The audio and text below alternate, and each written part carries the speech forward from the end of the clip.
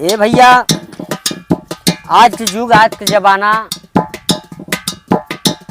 बड़ा घोर पाप बा, कहल गईल बा। तब पहले के रही न बुढ़िया माई वन के आवे ना उघाई। पहले के रहली बुढ़िया माई उनके आवे ना उघाई। पहले के रही न बुढ़िया माई उनके आवे ना उघाई। रतियै रतियै जाता पीसिन घाटै ना पिसानवाना।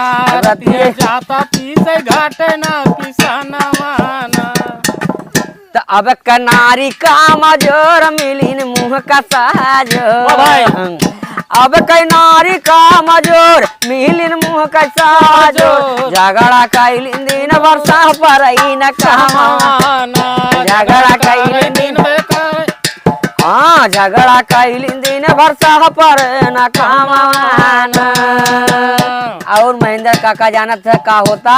भैया तो पहले के राहिन बुढ़िया माई कभों खाइन ना दवाई। पहले के राहिन बुढ़िया माई कभों खाई ना दवाई। पहले के राहिन बुढ़िया माई कभों खाई ना दवाई। लाल जाना माई ने अपने भवाना।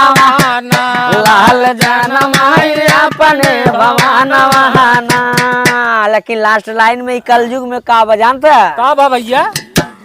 अब के नारी में ना दाम लइका ना केहू से कम।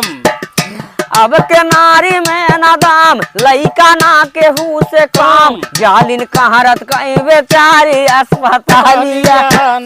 जाली कहारत कहीं बेचारी अस्पतालिया। हाँ अस्पतालिया है ना हो अस्पतालिया है ना हो जाली कहारत कहीं बेचारी अस्पतालिया ना। बुझला? हाँ भैया।